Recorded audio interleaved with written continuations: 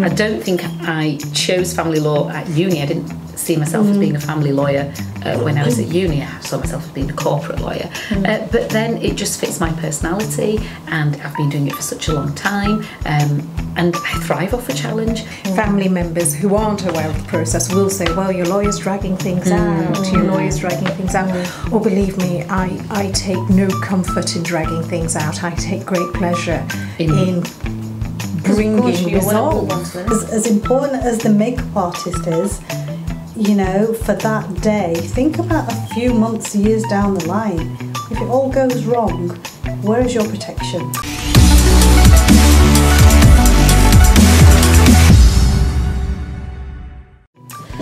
Hello and welcome, and thank you again for joining us at Let's Talk with Asian Sunday.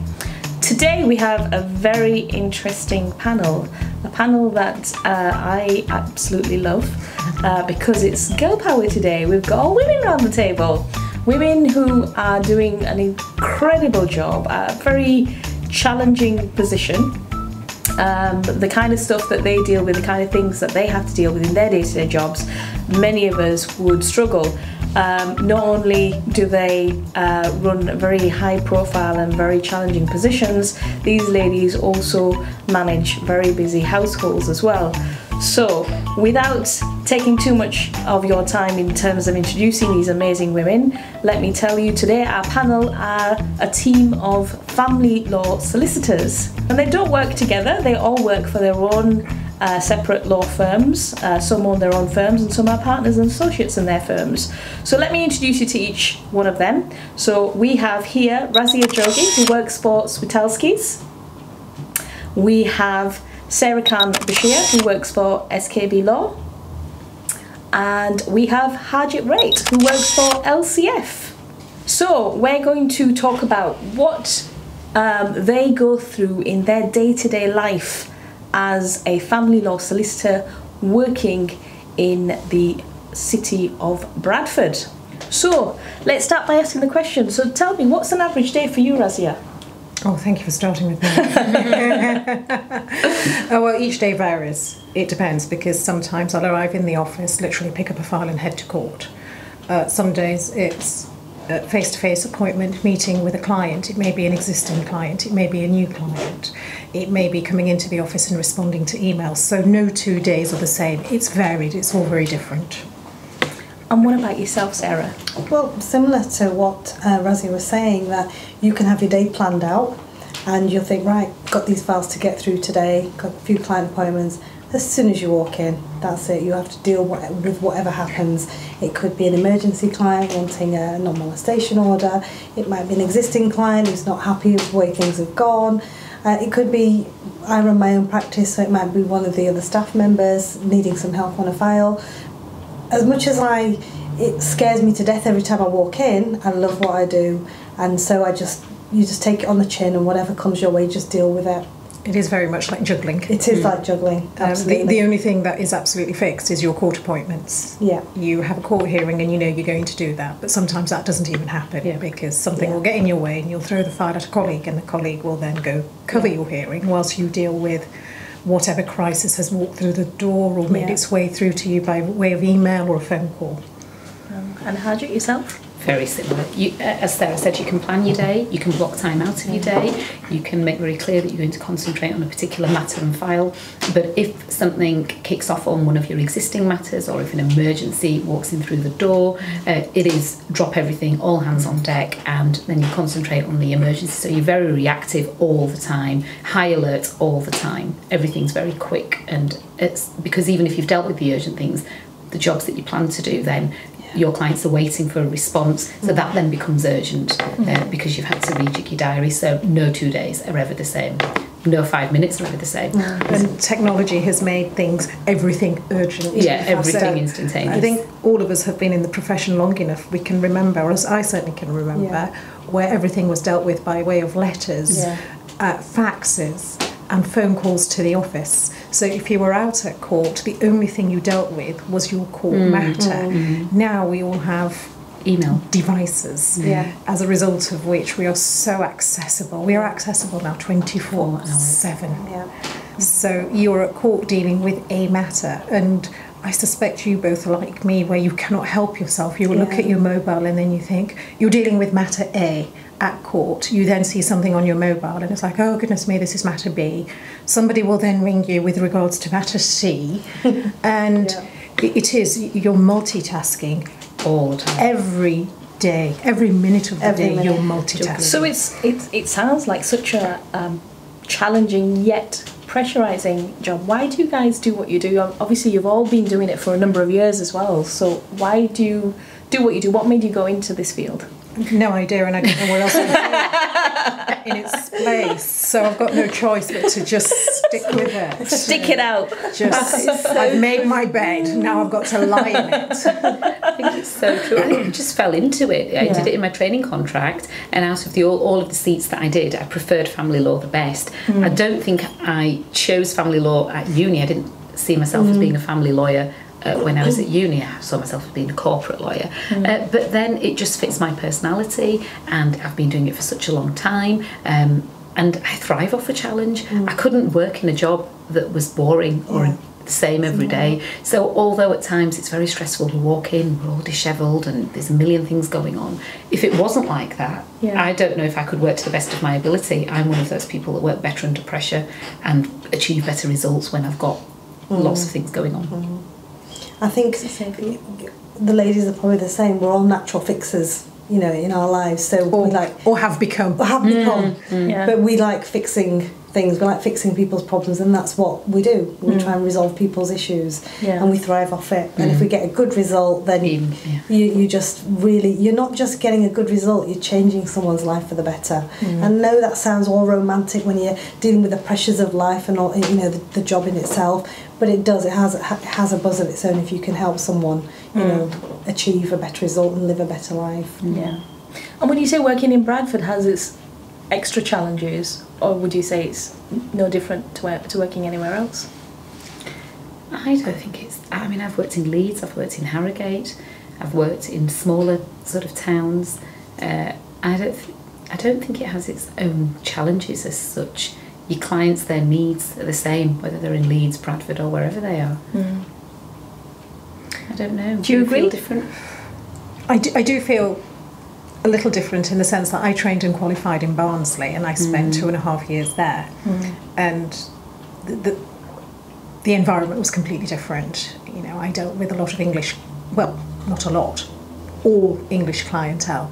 The problems that existed in Barnsley were a different set of problems to what are prevalent in Bradford.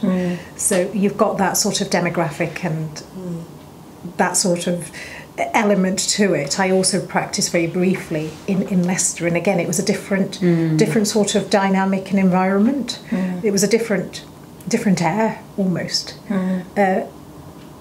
But I have to say, out of all the places I've worked, I've enjoyed Bradford the most, and the longest I've worked is in Bradford. What about yourself, Sarah? I think I have to agree with Rosie on that one. I mean, I've worked in different cities, and I don't find the challenges that different, but I think with Bradford, with the community, and a lot of work I do is in the community as well, that for me, I feel that because of the work I do, I get a bit more community support, if that makes sense. You know, they do champion you because of, you know, who you are, and sort of, I think I do that aspect of it. They do sort of support you a lot more in the work that you do outside of your day job. I also feel, do you agree with that? Yeah, I also feel, I mean, I deal with a lot of Asian women. Yeah. Out of all the places I've worked, the most grateful clients have been in Bradford. Yeah. I still walk, you know, I can be in the Broadway Centre and I can bump into an ex-client that I represented 10, 15 years ago, and I still get hugged, I get kissed, I get reintroduced to children, and it's so lovely. And it's also very frightening when you think, gosh, your child was 2 when I represented you, your child is now 22. Becoming a theme, that's sort of frightening, but it's like, but that then brings home how much of an impact you've had on somebody's life, and I have so many clients that, as I say, I've bumped into, and they have not forgotten. So from that perspective, it is very rewarding. On the flip side as well, though, I mean, Bradford people say everybody knows each other, so the community, you know, a lot of word of mouth because people know each other within the communities that you serve. Has that sometimes been a hindrance in terms of when they come to you, and sometimes they might think, oh well, I know this person, or this person's Asian, and they might be a bit too close to knowing the other side of the family, and that might be sort of a code for them then to take the step forward to hire you as a solicitor. Have you ever faced any of those kind of issues before?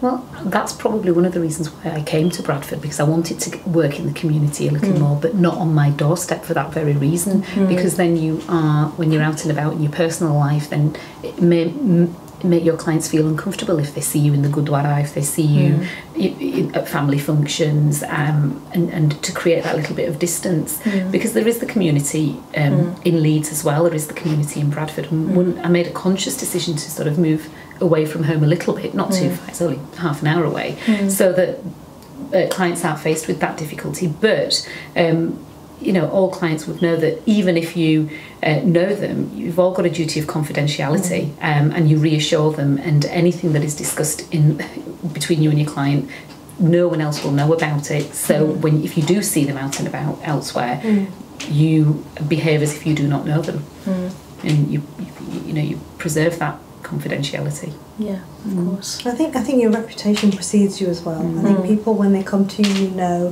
or they know they're coming to you because of that confidentiality. And it is, you have to be extremely professional in this field for lots of reasons, but being in a community where everyone does tend to know each other's business, you have to have that extra precaution and instill or give that client that trust that they can trust you with whatever information. There's so many times we've been taken, you know, to in a meeting, and they'll say, this isn't going to go anywhere else, is it? Because, you know, my cousin's brothers, sisters, whatever, or anything like that. And we can assure them, and obviously we have a duty of confidentiality, but in time your reputation is the thing that they know, that they've trusted you with that information, whether they've done something about it or not. Sometimes it's just coming to seek advice, but they'll know that they can trust you, and we have to maintain that.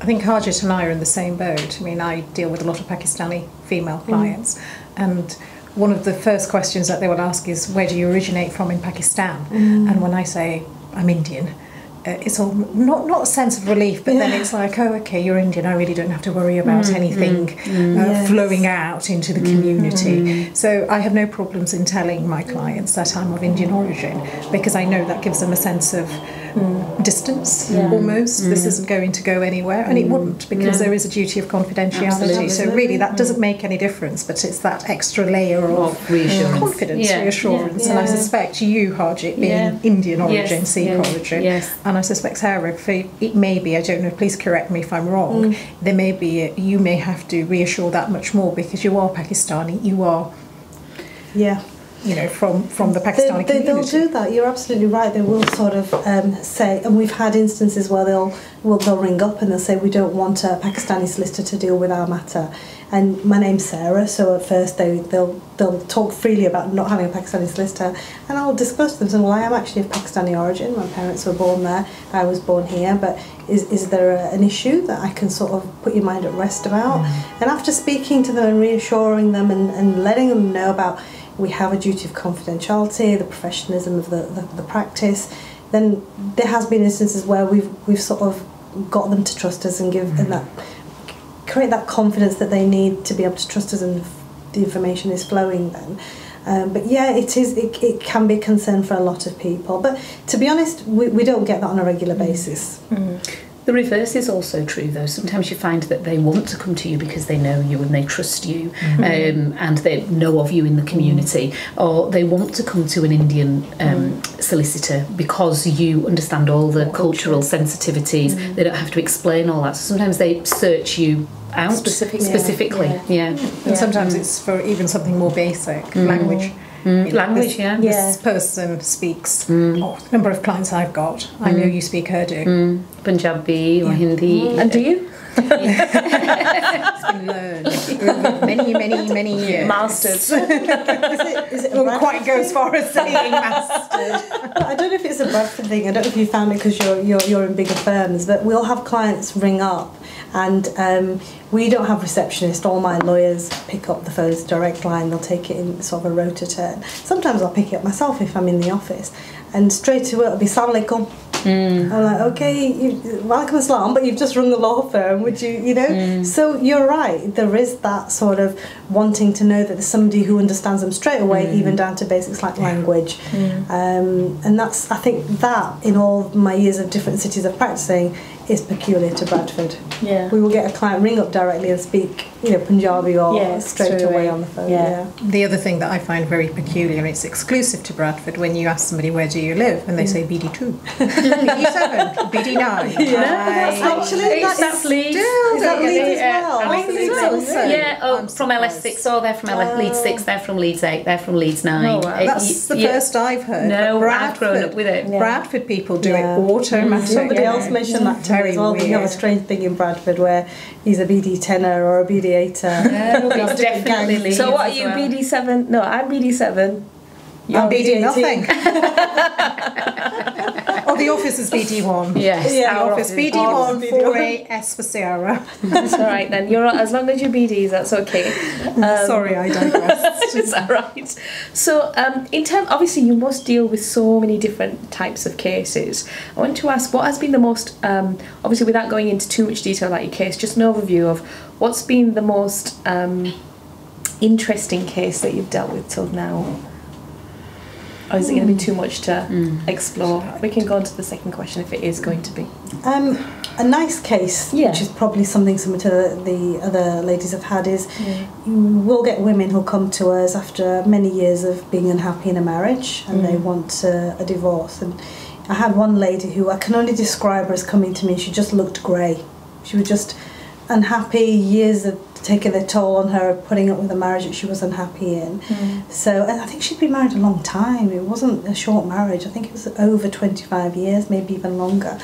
And we sort of guided her through the process. We got her through it. And then 6 months after the divorce was pronounced, she came back in to see us just to say thank you. And she just looked colourful. There was colour in her. And the first thing she said to me was, because one of her concerns were about being on her own after the divorce. How will I cope? I've depended on my husband for so long. And one of the first things she said was, I've put up a curtain pole by myself. And it was one of the biggest things that she'd done. And I still get a bit pimply thinking about it. But for me, that is just why we do what we do, really. That's amazing. You see them through their darkest times, Yeah. but then at the end you see them on a new journey, really. Yeah. A new person almost. Yes. Yeah. Wow, that's interesting. Any Oh my gosh, stories you could say? I bet you could. I've had a number of those where the client that you see on day one, and it's a journey. Yeah. Where I've had a number of clients where they could barely speak to me about their experiences, and then these same clients have had to speak in court about their experiences, and then when they come out at the other end with the result that they deserved, that is so fulfilling. It is so fulfilling, and it's a process, and the process can sometimes, I had one particular client where her case started in May 2007 and her journey ended in April 2015, so it was a mammoth case. And I still remember how she presented on the first day, and recently I returned to her. I couldn't help but make contact with her, and the woman that she is now, it just feels, it sounds really corny, but I cannot tell you the joy that I feel when I see her now, or when I last saw her, which was at the beginning of this year. And at that stage I did give myself a pat on the back because I thought I had a hand in this. Yeah, of course. Amazing, life-changing. Yes. Because these cases aren't quick. It's not a matter of months. You can be involved in families for years. Now I've got a case that's going on now, 5th year. So the child was 6 months old. He started primary school now, and so it's you're not just in and out of your clients' lives in a matter of months. Some cases can be turned around in a matter of weeks. It depends what the issues are. But some can go on for years and years. It's like Brexit. Yeah. I can't talk about that.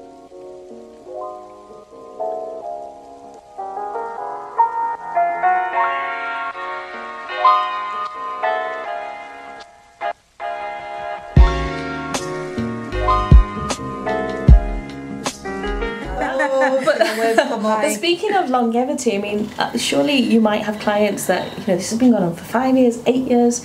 Do they not get frustrated with you at any point? That, why is it taking so long? And, there's always these rumours as well. Conversations where people say, "Oh, the solicitor's just bleeding you dry. They just deliberately long." How do you deal with those kind of comments? When they come at you, or if you hear them? Well, manage their expectations. Well, that particular the case that I was referring to, she was very understanding, and she knew it was a court-led case. So the case has been adjourned. The judge and it was reserved to a particular judge, and the judge is saying, "I will see you in 5 months' time. I will see you here. I will see you then." So she was very much aware of the process. And it was a process that was very closely being case managed by a senior judge. So there was no scope for frustration. She was frustrated at the fact that these proceedings were ongoing, but she understood, and there was no frustration with me. In fact, all I had was so much gratitude and thanks that you are here with me. So you have those. Because I suppose some people will have that initial fear before going to solicitor that, oh God, I'm going to go, but it could drag on for ages. Well, it really does depend what's in dispute. And if you explain to them from the very outset, a time frame and manage it, and I think the key is just keeping your clients updated and communicate with them and why something is taking as long as it's taking and why it's been adjourned. And many times, I mean, I've got a case on now where we've adjourned the financial proceedings 3 times, but it's more cost effective to do that than prepare for the hearing when the information isn't there, and it's not as my client's fault and it's not our fault, it's unfortunately the other party who's not actually well. But if they understand what's happening, yes, if you just write them and say it's been adjourned again, or it's just that communication. But it also depends who you are in the proceedings. So if you are a father or if you are a parent that isn't seeing the children, then that client is usually very frustrated with the process. And I have represented a number of those clients, and rather unhelpfully, family members who aren't aware of the process will say, well, your lawyer's dragging things out, your lawyer's dragging things out. Or believe me, I take no comfort in dragging things out. I take great pleasure in bringing resolve. Move on to the next. Absolutely. There's no benefit to anybody. I think it's a misconception. Lawyers don't want the case dragging out. We don't. It's not that we're prolonging the case purposely for fees. It's going to cost what it's going to cost. Whether it's the amount of hours you spend. You could do it in a month. You could do it in 6 months. You give them an estimate. So there's no benefit to anybody. True. Particularly when there's children involved as well. The quicker the better. Yeah, no, I can understand. So let's talk about some of the topics. Obviously, family law is so varied. There's so many different things. But obviously, media, not me personally, but generally, media tend to pick up on topics and we talk about that. And sometimes things get sensationalised. And one of the topics that's been talked about quite a lot is Nikkah, marriage, the Islamic marriage. What are your views on, women who have obviously just had a Nikkah, not a registered marriage? And in terms of your experiences, what can you share that might be valuable for those who are watching this programme? Well, first and foremost, it's not a legal marriage, but that doesn't mean that they may not be entitled to any financial support. So again, the key is to have a detailed meeting with your client to understand the circumstances of the marriage, because if they had a Nikkah, for example, in a country where that is regarded as a legal marriage, and they followed the procedures of the country in which they get married, it will be regarded as a legal marriage everywhere. But if, for example, they have a Nikkah in this country and then don't have a legal ceremony, it's regarded only as a religious ceremony, so they are not legally married. But they may still have claims for financial support for, well, they will have, whether you're married or not, you have, both parents have a duty to maintain the children and pay child support. Doesn't matter if you're legally married or not, and may have claims in relation to property, but it would involve a real detailed meeting with the client with regard to what was your understanding, what contributions have you made. It's claims under a different act, not the Matrimonial Causes Act. Obviously you're in a stronger position if you are married, because then you're automatically protected and are entitled to make a number of claims, not limited only to property. You may be entitled to make claims in respect of income, pension, etc., which may not be open to you if you're not married, but all is not lost. Yeah. But we would always say, do both. Yes. Have your religious marriage, but follow it up, because you then don't want to be meeting with a lawyer to say, I only had a Nikkah in the UK and then that was it, because the process then becomes a lot more complicated and potentially a lot more expensive. The problem is, when they come to us, they're at the verge of separation. They're not talking about getting married. They've already just done the religious ceremony years and years ago. But for the viewers that are watching this, yes, exactly what Razia said. If you are thinking of getting married, do both. Absolutely. And you've all had your own experiences of dealing with such cases. I mean, before the camera went on, I remember you telling me about a case, Razia, about, was it yourself or was it Sarah? I can't remember now. Sarah, I believe. I think yeah, about somebody who had been married and then they found out after the husband had died in Pakistan. Yeah. I mean, I'll let you tell the full story. Well, so you sort of asked the views about Nikkah and marriage, and my view is, seeing what we see on a daily basis, get yourself registered. There's no two ways about it. For extra protection, there's ways around it, like I said, but for extra protection, why wouldn't you? Okay, to weather a storm that might be coming. So the kind of stories we get are, the one I was speaking to you about was a lady who'd been married for, I think it was about 23 years, but had Nikkah only in this country. So unfortunately for her husband went abroad, he had a heart attack and he died. So then enter stage left, his previous wife, who he had not divorced, who'd had a legal marriage because he'd had an overseas religious marriage, and her grown-up children. She lost everything. She'd been putting everything into the house, but she lost everything because he was still legally married and they were staking a claim to everything. So, you know, unless she's protected by a will or her name on property or businesses, then she's got a hard battle to try and carve back anything that she put into that religious marriage. But I was saying to Razia earlier as well, when I first started practising as a lawyer in Bradford, you would hear these bits of stories about people having a religious marriage and not having enough protection, and 21 years later I'm still hearing the same stories. So for me it's about, why is that message not getting across? And Razia can elaborate on that now, because there is lots of cultural issues, community issues that might impact on that. You were telling me about brides focusing more on booking the makeup artist before even thinking about a marriage certificate or the legalities of what they're about to go do. So that's it, isn't it? I mean, the manner in which the marriage industry has just boomed in the last 5 years is absolutely frightening.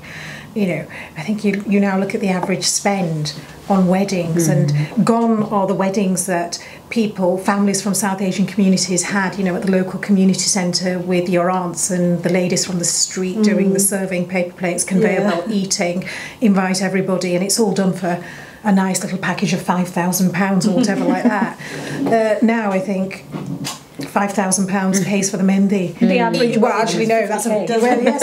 It does pay for one of the cars they hire. Yes, for the weekend. So there is so much emphasis on the perfect wedding week. Venues, makeup artists, outfits, cars, menus, entertainment, honeymoon. But they're not married. They're not married. But nowhere in and amongst this list is the marriage. Legal marriage. Legal marriage. Yeah. Either get it done before or get it done immediately after. So people, in my experience, are so busy dealing with having this perfect wedding week. You think, well, actually, you really need to be working towards having the perfect marriage and having something in place just in case you don't have that perfect marriage. It should be done at the same time, if not before. In the Sikh community, it's done generally 99.9% of the time at the Gurdwara. So you have a registrar who is there, so it's either done before the religious ceremony or the religious ceremony is done, and then the bride and groom and a few witnesses go off into another room and it's done there and then. And the rest of the congregation don't even know what's happening really. Nobody's interested in that bit. They've seen the religious bit and they're up, they're talking, they're off, they're ready to party, but they go and do it before or after. So it's done on the same day. But the registrars are able to conduct the legal ceremony at the Gurdwara. So I don't know if there needs to be some sort of change in the question, why is the Muslim community not treating that as a priority too? It should be, we should learn, or the Muslim community should be taking that, because that's an absolutely class example.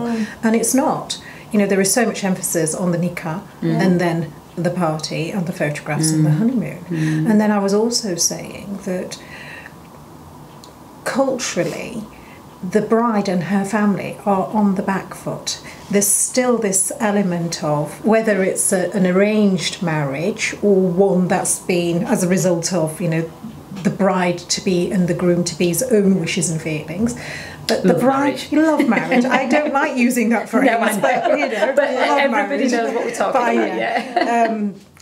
And when talks are taking place in relation to marriage, the bride's family are on the back foot. It's almost like, oh, you know, we must now bow, not necessarily bow down, but the groom and his family have the upper hand. And there's so we're not going to bring up. Yes, we're not going to bring it up. It's not a discussion. It's rather, it's a very delicate discussion to have, and it's felt rather indelicate to bring it up. But in this day and age, it has to be. It has to change. But then throw into the mix, Haj. I've had professional men, lawyers even, say to me, "We're only going to have a religious marriage, so I can protect my interests that way." That's manipulation, But we need to educate everybody, you know, women, men, everybody, why you need to have the legal ceremony. But, you know, you hope in this day and age when the next generation, they are educated, they're more independent, that there shouldn't be that inequality. You know, I know that it still does exist. But it's also, the sands are also shifting because 25 years ago, you didn't have as many educated women as we do now. So really, even for the benefit of grooms-to-be, it would be in your interest to have it's not always the case, is it, that the husband is the financially better party? So interesting. But whether it's education or, to be honest, you know, the way we're discussing it is common sense. Protect yourself. As important as the makeup artist is, you know, for that day, think about a few months, years down the line. If it all goes wrong, where is your protection? You know, your parents are spending £70,000. What are you going to get back for that £70,000? I think that's the way people need to view it. You know, your marriage is an investment. It is. You need to protect your investment. And sadly, it's not being done. Wow, such an interesting topic, and we could talk about it all night, couldn't we? And there's so many other things that you lovely ladies deal with in your day-to-day professions, but unfortunately, that's all we have time for. Oh, wow. Thank you. We've talked it to death. Yes. Thank you very much. Yes. So can we come back? Of course, I think there should be a part 2, because the insights that you ladies have is phenomenal. And we haven't talked about juggling all this with our other lives. Exactly. So we still need to talk about what you do if you have. was ringing me 10 times then. You deal with children. I clean excessively. I do that as well. I do that as well. Yes, definitely. I know where to come now.